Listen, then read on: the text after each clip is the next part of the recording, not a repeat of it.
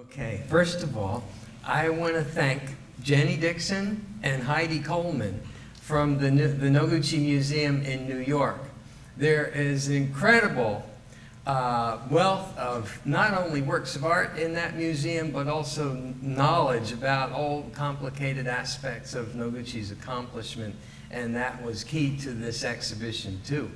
I also want to thank Natsu Oyobe for this beautiful exhibition and for inviting me to participate in this conference. I really appreciate that. I also want to thank Ruth Slavin and Pam Reister for a wonderful day yesterday with the terrific docents of the U of M Museum of Art that we had a terrific time yesterday morning working on the exhibition. I am a little bit embarrassed because my essay in the catalog came out with, unfortunately, all the 30 references vanished. So although I am a person who frequently tells my students to don't plagiarize and use Turnitin.com and cite things properly and all that, I have a little egg on my face about that now, but nonetheless, the folks in the Noguchi Museum have kindly come up with an insert that is that has the citations restored.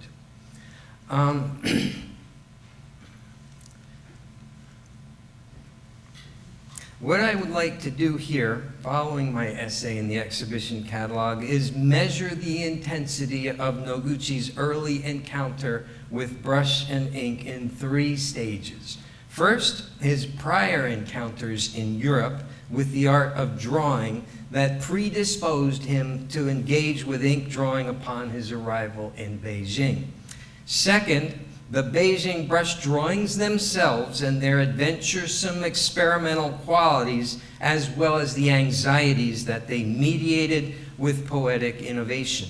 And third, the creative reinterpretation of ink and brush aesthetics in his later sculptural work. The subtitle of this talk, From the Flight of the Dragon to the Pool of the Ink Stone, references these 2 images. On the left is the title page of a widely influential impressionistic study of Chinese and Japanese art by Lawrence Binyon, the curator of Asian art at the British Museum, who Noguchi conversed with in 1928 in London. The contents of this little book suggest the sort of presuppositions about Asian ink painting that Noguchi brought with him to Beijing 2 years after his discussions with its author. On the right, you see a photograph of Noguchi's 1968 granite sculpture titled Water Table. Here, the pool of water in the cavity carved in the table-like stone surface assumes the quality of the deep black pool of ink in an ink painter's ink stone, suzuri. This image demonstrates the sort of poetic resonance of the art of ink and brush that emerges in surprising forms in Noguchi's later sculptural work. Accounts of Noguchi's career emphasize his apprenticeship with Brancusi in 1927, but he also spent considerable time in 1927, 28, and early 1930 drawing from nude models at the Académie de la Grande Chaumière in Paris. This European experience of drawing from live nude models would have significant consequences for his work with brush and ink in Beijing. Gathering in Paris with other artists from all over the world to observe the poses and bodies of hired naked models and rendering their forms in crayon, chalk, and ink on paper was a staple of artistic practice for many generations. In 1931, the New York Times would admire Noguchi's Paris drawings, such as these, for line quality, quote, as pure as Ingres and as evocative as Picasso, while noting that they also had a much more finished quality than the, quote, notations flung on the wing like Rodin's. These Paris drawings demonstrate this more finished and anatomically precise approach, though Noguchi surely also came in contact with the style of rapid gestural figure drawing pioneered by Rodin, alluded to by the New York Times, and widely practiced by subsequent modernists. And while Noguchi's Paris drawings do not stray from the anatomical body as willfully as this Rodin drawing, his contours open up with suggestive gaps, and elements of shaded volume start to seep away from line in ways that are predictive of his more experimental Beijing drawings. Meanwhile, Noguchi's interaction with Lawrence Binyon in the British Museum engaged him to another constellation of artistic values. In 1928, Noguchi traveled to London, as he was later explained, quote, to study Oriental matters at the British Museum Library. And there I saw Lawrence Binyon, the curator of prints at the British Museum, quite often. When the 24-year-old Noguchi met the 59-year-old Binyon, he was surely aware that the latter had been a close friend of his estranged father, Yone Noguchi. Binyon and the elder Noguchi were near contemporaries, and their careers paralleled one another, for both were well-known poets as well as authorities on Asian art history. Having not seen his father since leaving Japan 11 years earlier at age 13, Isamu must have been curious to hear Binyon's reminiscences of the Japanese poet.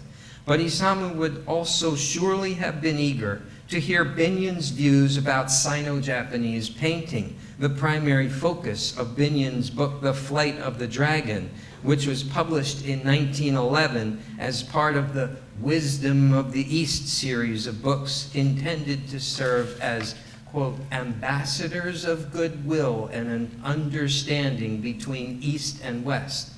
This lofty goal was also associated with Isamu's father, and further embraced by Isamu himself in his often quoted 1927 statement of intention to travel to Asia. Quote, my father, Yone Noguchi, is Japanese and has long been known as an interpreter of the East to the West through poetry. I wish to fulfill my heritage. Binyon's interpretation of Asian painting for the West stressed one of the fundamental ideals of Chinese and Japanese painting, namely the rhythmic vitality articulated at first in the 6th century by Xie Ho.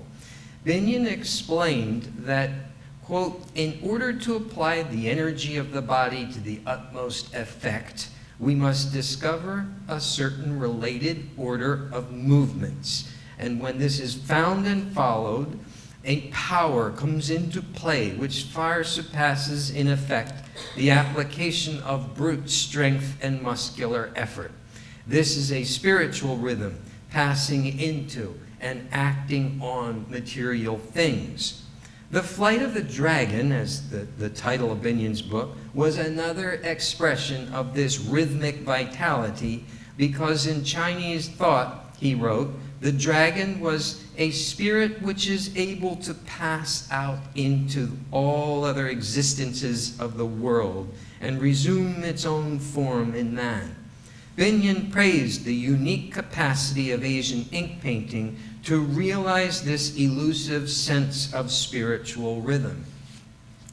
In Binyon's East-West dualistic thinking, shared by many of his contemporaries, what he called living ink was part of a view of Oriental culture defined in opposition to Occidental culture.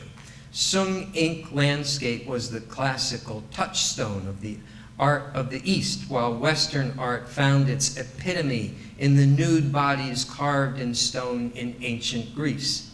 Noguchi's brush drawing in Beijing, however, was to blur this binary by requisitioning the Asian art of ink painting to render monumental nudes. To be sure, many Asian ink painters had painted human bodies, but the bodies they rendered in ink were rarely, if ever, painted from life.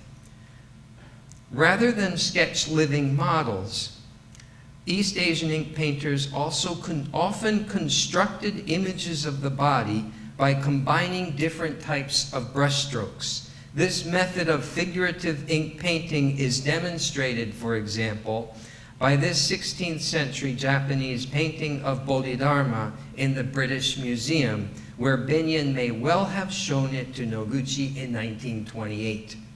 In contrast to the thick, dark, and rough strokes of the Zen patriarch's robe, his hair is rendered in softly raked gray strokes, while his eyes and mouth are delineated in sharp, thin black contours.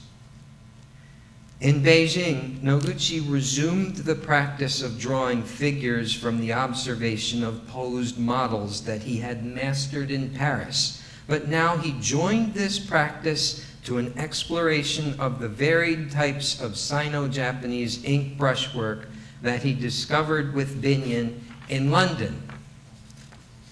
His nude man and boy reclining demonstrates his most controlled mode of rendering bodies in a network of thin, even contour lines, while his huddled man and boy combines dark lines delineating bodies together with thick, abstract brushstrokes. Despite the relative regularity of the line in nude man and boy reclining, this is not the unvarying sort of ink line that Noguchi had drawn with pen in Paris. Rather, this is a brush line that changes in intensity, thickening and darkening slightly where it defines the man's shoulders, head, and eyes, but lightening and then temporarily disappearing around his upper arm and elbow, and becoming more delicate in defining the boy's body. This continuous flowing line manifests the kinesthetic qualities often admired by connoisseurs of gestural contour line drawings of the sort pioneered by Rodin. One senses the movement of the artist's body and how his response to the emerging brush paths on his paper during the process of brushing impacted subsequent brush outlays as much as the appearance of the models posed before him. Huddled man and boy may well have been drawn from the same models as those who posed for nude man and boy reclining, but Noguchi's addition of thick, abstract brushstrokes onto the figures in the former exemplifies the most unusual and experimental aspect of his Beijing brush drawings. As noted, East Asian ink paintings often combined radically different sorts of brushwork. And as this Amida Buddha by Chi Baiji suggests, sometimes viewers of such works may have the impression of an abruptness in the transitions from rough or dark and thick passages, typically in the contours of clothing, to light or delicate passages delineating different details of the hands and face. But Noguchi takes this disjunctiveness to greater extremes by overriding the logic of the carefully contoured figures with stormy broom-like sweeps, as though seeking to visualize some force pulsing through their bodies, something akin to Binyon's Flight of the Dragon. The juxtaposition of two markedly different brush systems in this drawing suggests an interesting parallel to the dualistic thinking already noted in the East-West rubric used to articulate the aims of Noguchi, his father, and Lawrence Binyon. In Isamu Noguchi's case, however, this East-West duality was sometimes configured as a poignant and even painful statement of his often denigrated status as the son of an Asian father and a European-American mother. According to Noguchi's own later account, he prolonged his stay in Beijing instead of proceeding as planned to Japan, because he received a shocking letter in Moscow from his father in Japan telling him not to come to Japan using the name Noguchi. Thus, it is not surprising that during his months of brush drawing in Beijing, Noguchi was perceived by one who knew him well as, quote, the most lonely fellow I had ever known. Given these circumstances, the brush drawings of the man and boy pair, though rendered from local Beijing residents who Noguchi hired to pose in his studio, seemed to be the projection of his personal experience of paternal rejection. Or rather, they redressed this rejection with an almost homoerotic image of father-son harmony. In Nude Man and Boy Reclining, the man's body forms a cave-like den of safety for the boy who rests peacefully within this tender shelter. In Huddled Man and Boy, these figures come together in a circular composition of unity, and the overlay of abstract lines seems to visualize an energy that transpires between them. While Noguchi's Beijing brush drawings were generally well received in the various venues in the United States where they were exhibited in the early 30s, critics were divided with regard to the success of his addition of the thick, expressive brushstrokes to his figures. One noted, quote, "The artist has added a broad ribbon of wash, not with any realistic intent, but as a sort of counterpoint to the central composition," while another criticized the intervention of shadings that seem indeed only dragged in. To be sure, perhaps due to emotional tension provoked by the subject matter, the abstract strokes in Huddled Man and Boy intrude on the figures with something of a disruptive force. In the case of Toddler with a String, however, Noguchi succeeds in melding the bursting energy of the child with large cursive calligraphic strokes. These wet gray ink strokes seem to diagram vectors of the child's dynamic exertions of budding strength. Much of the impression of Asianness associated with Noguchi's Beijing brush drawings may be attributed to their hanging scroll format. The hanging scroll, referred to in English texts by Binyon and others of this generation, with the Japanese word kakemono, even when associated with a Chinese painting, was believed to be difficult to export from Japan. Henry Bowie wrote in 1911, "Work in kakemono form is seen to much disadvantage when exhibited in numbers strung along the walls of an American museum. They are best viewed singly in the recess of the tokonoma alcove."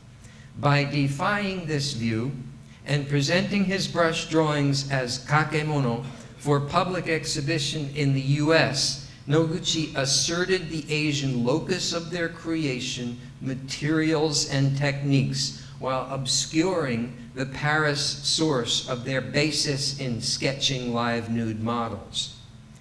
After leaving Beijing in 1930, Noguchi would never again focus so intently on brush and ink drawing based on the observation of live models. Despite the proficiency of his early drawing in Paris and in Beijing, the primary accomplishments of Noguchi's career were in the three-dimensional media of sculpture and design. Thus, the afterlife of his early, intense exploration of brush and ink painting is particularly interesting in terms of his remediation of qualities of this two-dimensional aesthetic in materials and forms remote from the world of the ink painter. Noguchi's first major post-war sculptures took the form of thin marble sheets, jigsawed into curved shapes and slotted together, a scheme suggested in part by the forms of Chinese characters. In 1946, Thomas Hess maintained that Noguchi derived his abstract chloros from a fusing of sensibility of the eponymous ancient Greek male figures with the abstract constructive forms of Chinese characters, like this work of calligraphy, which Thomas has illustrated in his article on Noguchi. Indeed, the perpendicular interlocking of curved stone shapes of Noguchi's sculpture resembles the combinational structure of a multi-stroke Sino-Japanese character. Noguchi returned to this investigation of the sculptural possibilities of ink and brush calligraphy in the late 1950s with a group of sculptures consisting of elements that resembled calligraphic brushstrokes more explicitly than his slotted stone pieces of the 1940s. Now Noguchi sliced curved planks from the soft, lightweight material of balsa wood and composed them in abstract spatial arrangements, which were later cast in bronze. For example, shodo hanging and shodo flowing, much as their titles suggest, shodo being the Japanese word for calligraphy, consist of three-dimensionalized brushstrokes that hover in space as though a calligraphic character had collapsed and its parts suspended midair before falling to the ground.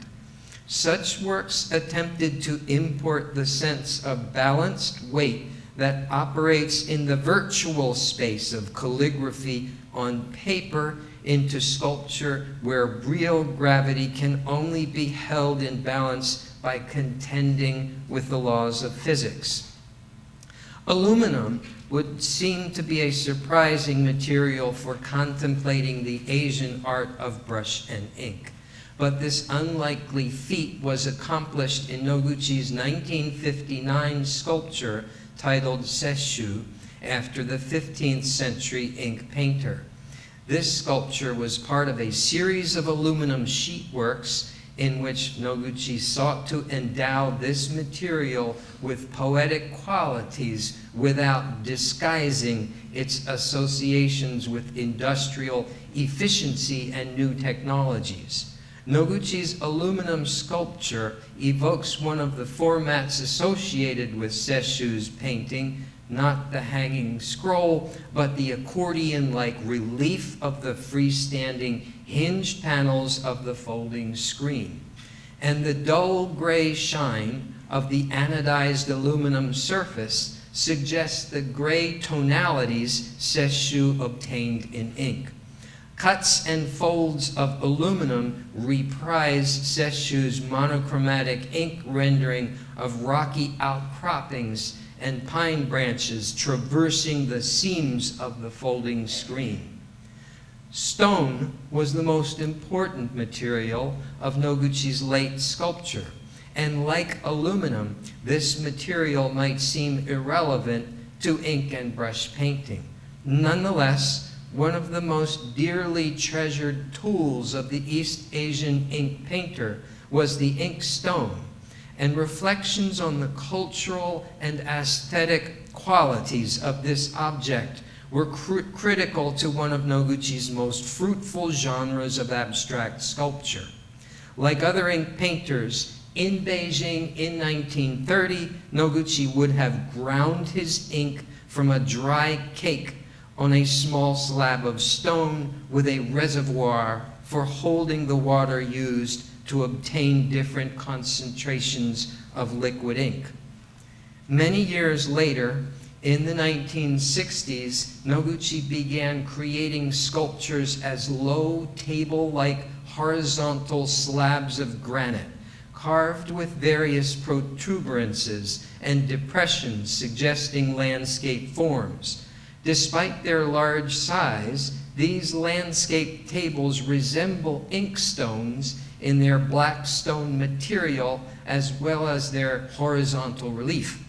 Indeed, the black stone surface of the 1968 water table is carved with two shallow recessed areas, and when filled with water, they resemble the dark pool of liquid ink in an inkstone reservoir, as dramatically shown in Anzai Shigeo's photograph of this sculpture. Referring to another of his table sculptures, Whetstone of 1970, Noguchi observed, quote, "A primary use of stone is to sharpen tools. Sumi ink is made by rubbing charcoal on an inkstone. Grinding it is a process in carving, as is the final polishing. A whetstone is of the highest significance. Thus, the painter's act of grinding the brick of ink against the wet slope of an inkstone becomes analogous to the sharpening of a steel blade against a whetstone, and the grinding of stone itself in making sculpture." Noguchi continued to ponder various associations with what one painter called preparing yourself spiritually through the ritual of ink making by rubbing the brick of ink in the puddle of an inkstone. Amidst the rough protruding areas and polished flat areas of a horizontal stone topography actually titled inkstone, Noguchi carved a shallow depression that closely approximates the well of an inkstone, though it can also be read as the bird's eye view of a pond in a tract of land with flat and hilly areas. Thus, the grinding of ink on the stone emerges here as analogous not only to the grinding of the stone in the making of the sculpture, but the environmental and geological processes that weather and form the terrestrial surface. Noguchi's youthful, passionate pursuit of the flight of the dragon had been focused on the native bodies that populated his lonely months in Beijing. But toward the end of his life, the flight of the dragon became the pursuit of a position between the microcosmic spaces of art making and the macrocosmic spaces feared and imagined by the mind. Thank you.